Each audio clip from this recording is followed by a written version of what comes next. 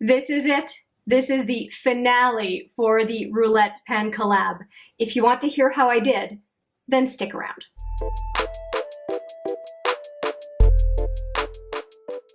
Hi there, it's Hélène, and yes, this is the finale of yet another Roulette Pen collab project.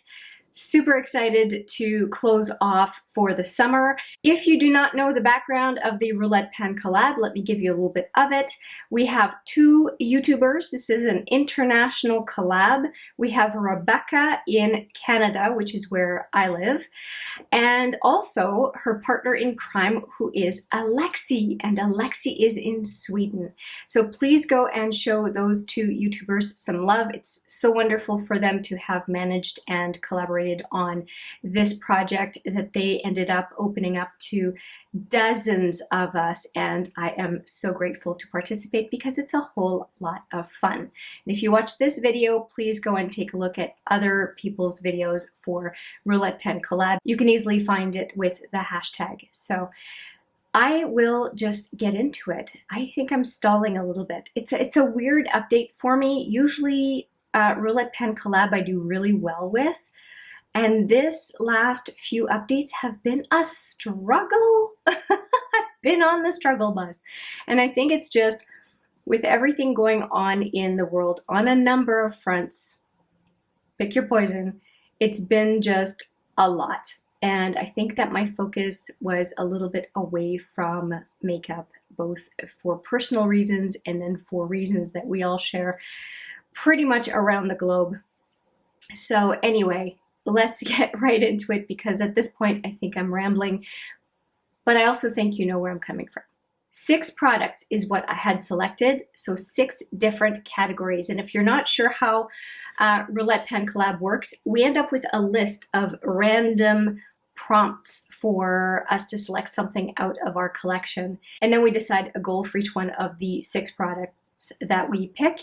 We try to accomplish that goal, and when we do, we roll in something else. Well, in this case, it's a finale, so I'm just going to let you know what the goal was for the product, where I got to, and then whether I met or not. Of course, I'm not rolling anything in because we are taking a break for the summer. I am done talking. Let's get into the categories. Last time, the first one that I drew was number 27, and 27 is a product with bad functioning packaging.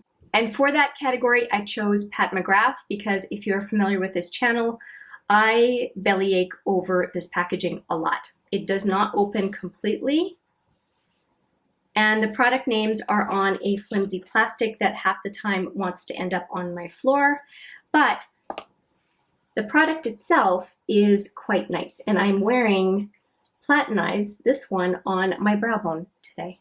So I did end up using it today. The artwork is gorgeous though. I will give Pat that much. The artwork on the outside is very, very nice. I did end up using it twice, and I had a goal of 10 uses, so I'm only 2 uses in. I won't keep using it past this project, but at least this project got me going into this palette a few times. I tend to use this palette for when I have conferences, presentations, going into offices, and it's not really been happening. Personally, every day I prefer to wear colorful makeup, but I do not when I'm in a professional setting. I wear something a lot more like what I'm wearing right now. And it's just, I don't want people to notice or be distracted by my makeup. I would rather they be focused on what I have to say in my competence. So that is where I would go into one of these palettes or palettes similar to this on a day-to-day basis on days where I don't have what I would call the liberty of wearing a lot of colorful eyeshadows. I'm happy that it was in this project, but I can absolutely understand why I did not wear it as often as I would have if life were more of a normal right now. The next number that I picked was 17, and 17 was a product out of season. For me, in the summer, spring, summer, chocolate fountains are not in season. For me, my family, chocolate fountains are a Christmas type of activity. So to me, the chocolate gold, which was a Christmas release, and the fact that chocolate gold makes me think of chocolate fountain, I felt like that was the right palette. And here it is. And I barely used it. I used the chocolate gold 3 times and I gave myself a goal of 10. And I did use it, but I didn't use it for all the awesome colors in it. I used it for boring shadows. So I used it for these two 1 time, and I used it for this one 1 time. And today I am wearing Famous, this one right here, on my inner to center lid. So yeah, I was pretty boring in my use of this one, but again, I was using a lot of colorful eyeshadows this month, and dipping into this one just felt like I would be taking away from other palettes I wanted to use. But still, 3 out of 10, I did use it and it did make me reach for it. And I definitely would not have taken it out were it not for this project. So for that, I'm grateful. The next product I drew was number 63. And number 63 is a Franken product. So product mixed with another product to make it work, either color-wise or lasting power, etc. And I had this Boom Boom cream from Sol de Janeiro, and actually a really big tub of it that I transferred some of it in here. And I transferred it along with another cream that does not have scent, which is the Bliss cream, and mixed it about half-half. And my goal was to finish it, and I'm actually going to use it later today, but I didn't want to hop in the shower just to show that I'd used it. I'm going to use it later today, and I probably have 2 or 3 more uses. I thought I would be finished by this update, and well, I'm not, but I also said last month, I'm not trying to rush through this. I'm going to use what I need. And my skin, because it's spring, summer, my skin is not as dry as it is during winter months, and I just don't need as much of the product. And I'm not mad about it because I get to enjoy it longer, so that's okay. It's a win for me, no problem. But I would never have mixed those 2 lotions together if it were not for the need for a Franken product. And since this one, I've actually created another Franken product. I've just gotten bolder about it. The other one is an eyeshadow. And so I'm very happy with the discovery. I will probably continue to cut the Boom Boom cream half with unscented lotion because I don't feel there's a difference. I feel like I'm using the full strength, so to speak, Boom Boom cream right now. And so what a fantastic discovery. This project has literally saved me money. Who could ask for more? It's awesome. And that container was full, by the way, just if you were curious. Moving on to the 4th product that I selected, and that is number 9, a product you bought because of hype. I guarantee you I would not have purchased this product if it were not touted as a substitute for the NARS Orgasm Blush. And the NARS blush, I decided a long time ago that I did not want to buy a makeup item with that name. I just thought NARS went too far. And so I thought if there were a substitute that would give me the same look, then that's great. And I ended up having 2, this Milani Luminoso Blush, and then another one inadvertently, which is the Joe Fresh Peach Dream Blush that I have in my Partners in Cream project. That is very, very much this same color as well. But I really don't have anything from Milani. The only Milani stuff I have is stuff that I've received from stores for free. And this one, and I'm really happy I have it. I did manage to use it all 10 times. That was my goal. And I have it, as a matter of fact, on my cheeks today as well. I really like it, and I'll continue to use it regularly when I want a peach colored blush.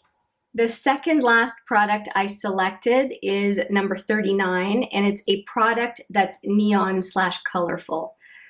I have a lot of those products, but I selected a product that I wanted to get more use out of and that I had just discovered was not the way it looks in the container, and I was super excited about it. And it's Fizz from Colourpop, and it looks super deep, right? It looks like it's very green, but when, oh, I just dropped it and it's fine. Oh my gosh, I'll show you, it's fine, it's fine. Just dropped it. But I want to show you what it looks like on the skin compared to what it looks like in the container. And it's a lot softer when you put it on your skin.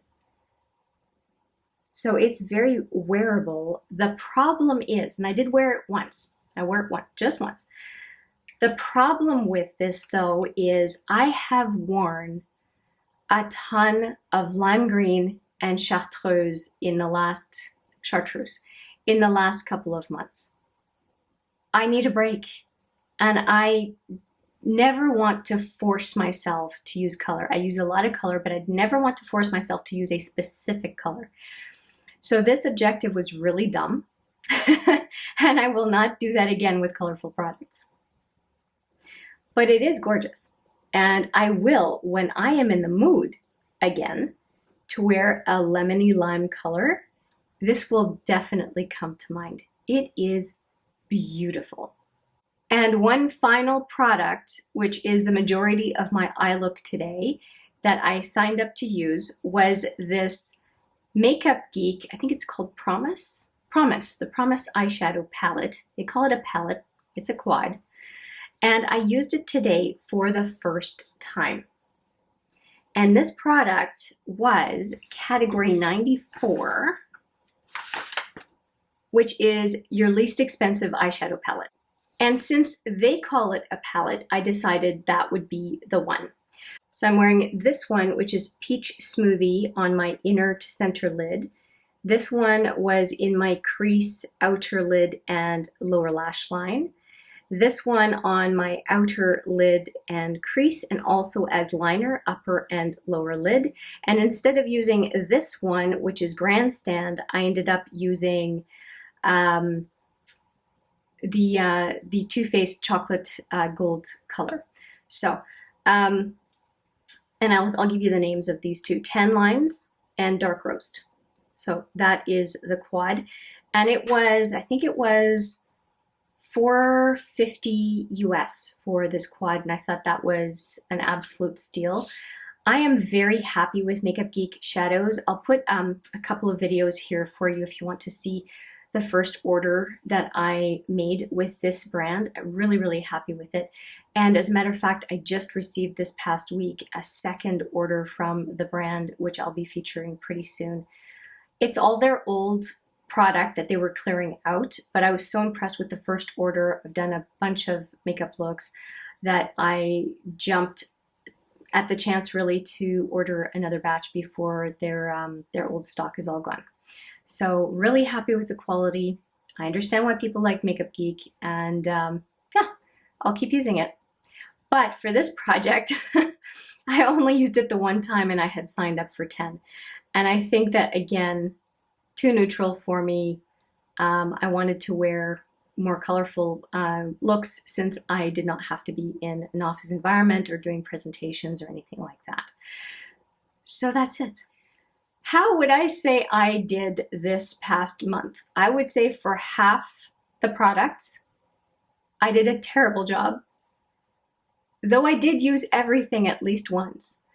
And when it came to a couple of products that I really like and that I know well, the Boom Boom Cream and the Luminoso Blush, these were kind of gimmies.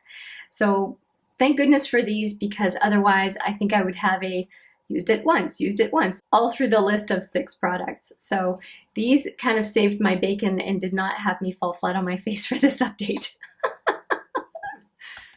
And speaking of makeup, if you're curious about anything else on my face, I do have everything that I have on in my description box, and let me know if you have any questions regarding any of these products. And also, if you have participated and have done a finale for this project, please let me know in the comments. I would love to go check out your video.